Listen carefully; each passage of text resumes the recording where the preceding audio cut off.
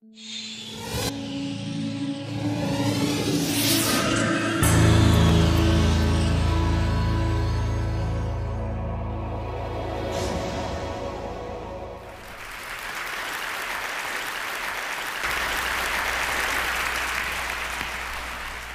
know, we wake up in the morning, you get dressed, you put on your shoes, you head out into the world.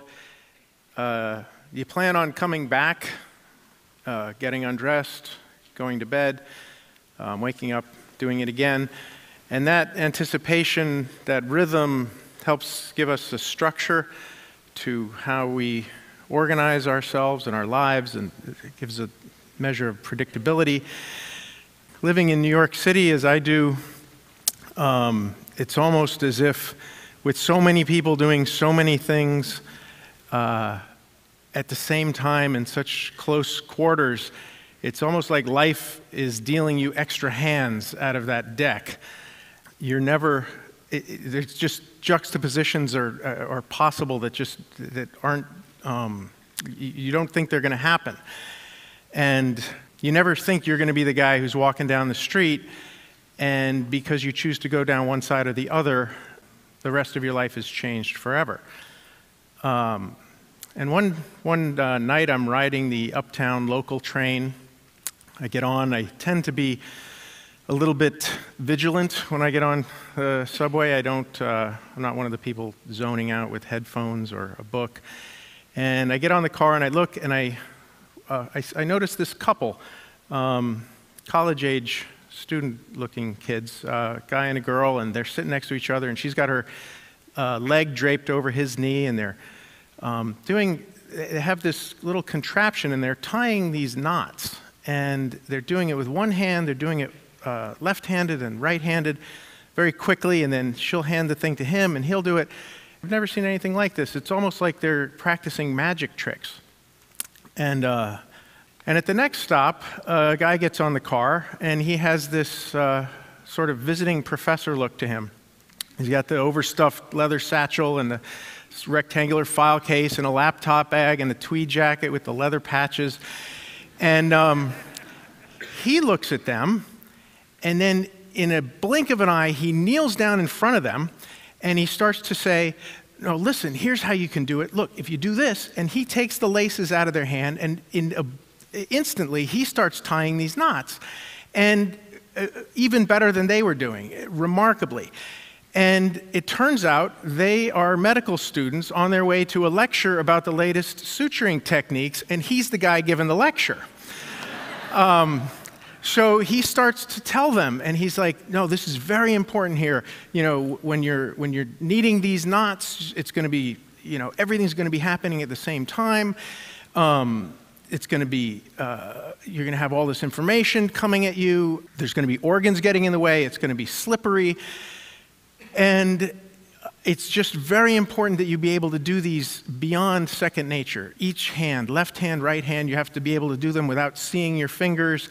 And at that moment, when I heard that, I just got catapulted out of the subway car into a night when I had been getting a ride in an ambulance from the sidewalk where I had been stabbed to the trauma room of St. Vincent's Hospital in Manhattan. And what had happened was a gang had come in from Brooklyn as part of an initiation for 3 of the members. They had to kill somebody. And I happened to be the guy walking down Bleecker Street that night. And they jumped on me without a word. One of the very lucky things, when I was at Notre Dame, I was on the boxing team. So I put my hands up right away, instinctively. The guy on the right had a knife with a 10-inch blade, and he went in under my elbow, and it went up and cut my inferior vena cava. If you know anything about anatomy, that's not a good thing to get cut, and everything, of course, on the way up. And then I still had my hands up. He pulled it out and went for my neck and sunk it in up to the hilt in my neck. And I got one straight right punch and knocked the middle guy out. The other guy was still working on me, collapsing my other lung. And I managed by hitting that guy to get a minute, I ran down the street and collapsed, and the ambulance guys intubated me on the sidewalk and let the trauma room know I had an incoming. And one of the side effects of having major, massive blood loss is you get tunnel vision. So I remember being on the stretcher and having little nickel-sized cone of vision, and I was moving my head around, and we got to St. Vincent's, and we're racing down this hallway, and I see the lights going, and it's a peculiar effect of memories like that. They don't really go to the usual place the memories go. They kind of have this vault where they're stored in high def, and George Lucas did all the sound effects. So sometimes it's remembering them. It's like it's not like any other kind of memories. And I get into the trauma room, and they're waiting for me, and the lights are there, and I'd been able to breathe a little more now because the blood has left it had been filling up my lungs, and I was having a very hard time breathing, but now it's kind of gone into the stretcher. And I said, is there anything I can do to help? And the nurse kind of had a hysterical laugh, and I'm turning my head trying to see everybody, and I had this weird memory of being in college and raising money for the flood victims of Bangladesh. And then I look over, and my anesthesiologist is clamping the mask on me, and I think, he looks Bangladeshi. And I just have those two facts, and I just think, this could work somehow. And then I go out, and they work on me for the rest of the night. And I needed about 40 units of blood to keep me there while they did their work. And the surgeon took out about a third of my intestines, my cecum, organs I didn't know that I had. And he later told me one of the last things he did while he was in there was to remove my appendix for me, which I thought was great, just a little tidy thing there at the end. And I came to in the morning out of anesthetic. He had let them know that he wanted to be there, and he had given me about a 2% chance of living.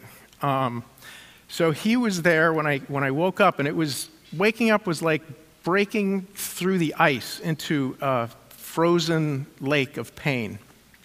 It was that enveloping.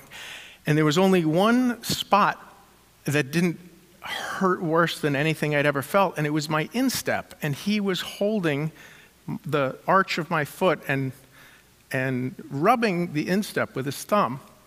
And I looked up, and he's like, good to see you. And I was trying to remember what had happened and try and get my head around everything, and the pain was just overwhelming. And he said, we didn't cut your hair. I thought you might have gotten strength from your hair like Samson, and you're going to need all the strength you can get. And in those days, I had my hair was down to my waist. I drove a motorcycle. I was unmarried. I owned a bar. So those were different times.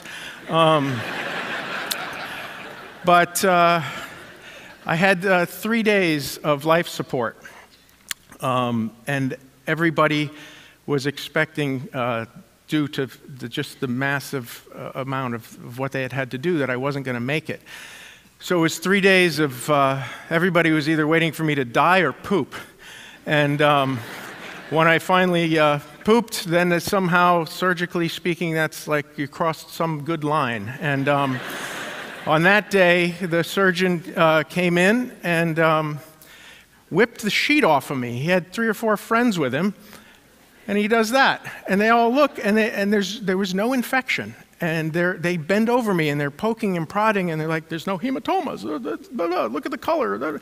And they're talking amongst themselves, and I'm like this restored automobile that he's just going, yeah, I did that. And it was just...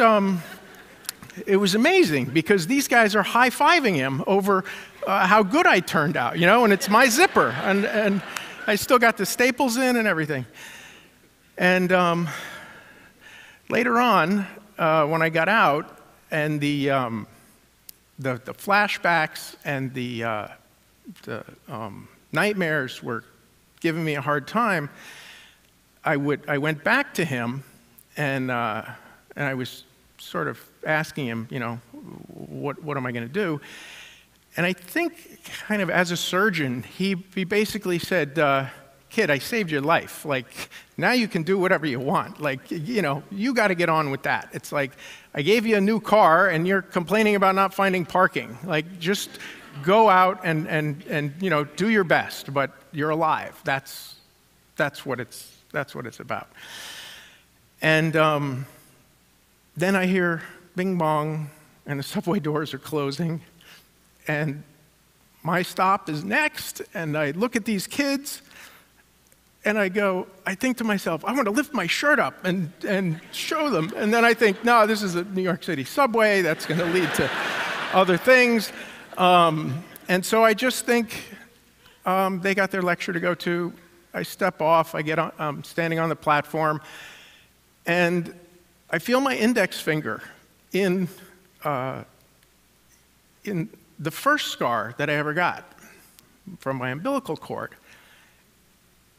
And then around that is traced the last scar that I got from my surgeon. And I think that chance encounter with those kids on the street with their knives led me to my surgical team, and their training and their skill, and always a little bit of luck, pushed back against chaos. Thank you.